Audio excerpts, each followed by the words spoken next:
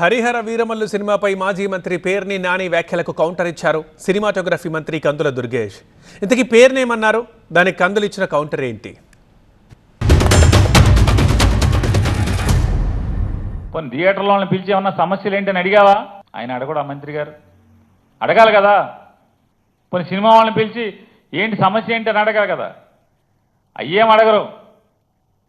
అడగకుండా జైల్లో వేస్తాం మీరు కనుక సినిమా ఆపితే, అంటే ఆ రోజు జూన్ 1వ తారీఖు మీ సమస్యల కోసం సమ్మె చేస్తే జైల్లో వేస్తాం, తర్వాత చేసుకోండి సమ్మె సినిమా ఎత్తేసాక.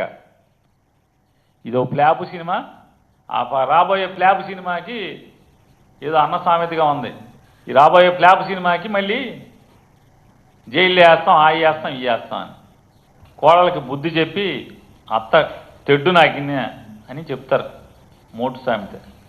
అట్లా పవన్ కళ్యాణ్ గారు అధికారంలో ఉంటే ఒక భాష, వెనకటికి పరశూరు గోపాలకృష్ణ గారు డైలాగులు ఉండేవి, అదైతే ఇది రాసుకో ఇదైతే అది రాసుకోమని. వీళ్ళు కూడా అంతే, పవన్ కళ్యాణ్ ముఠా కూడా అప్పుడు అది రాసుకో ఇప్పుడు ఇది రాసుకో. ఇక్కడ ఉన్నటువంటి మన స్వాతంత్రం కోసం పోరాడినటువంటి ఒక నాయకుడి యొక్క అంశంతో తయారైనటువంటి ఒక సినిమాకి సంబంధించి అది ఫ్లాప్ సినిమా అనేటువంటి మాటని చెప్పాడంటే, ఇవాళ నేను ఒకటే మనవి చేస్తున్నాను, ఒక సినిమా అనగానే నువ్వు మాట్లాడినటువంటి పిచ్చి పిచ్చి ప్రాలాపనలా సినిమా తయారవ్వదు. సినిమా అనేటప్పటికీ దాని వెనక ఎంతోమంది కృషి ఉంటుంది. ఒక 3-4 సంవత్సరాల పాటు వ్యయ ప్రయాసలు కోర్చి ఆ సినిమాని నిర్మిస్తారు.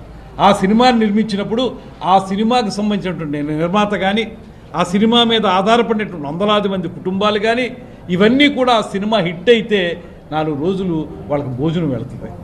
దాంతోపాటు మరొక కొత్త సినిమా తయారవడానికి ఇది ఒక ప్రాతిపదిక అవుతుంది.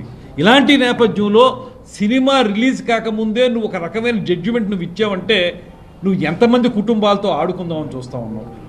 నువ్వు ఒక బాధ్యత గల మంత్రిగా పనిచేసావా ఆ రోజు అనేటువంటి మాట అడుగుతున్నాను. ఇవాళ ఒక బాధ్యత గల ప్రజాప్రతినిధిగా నువ్వు ఆ మాట మాట్లాడచ్చా? నీ స్థాయి ఏంటి? సినిమా రిలీజ్ కాకముందే ఆ మాట అన్నావంటే ఎంతమంది కుటుంబాలతో ఆడుకున్నావు నువ్వు చూస్తావు.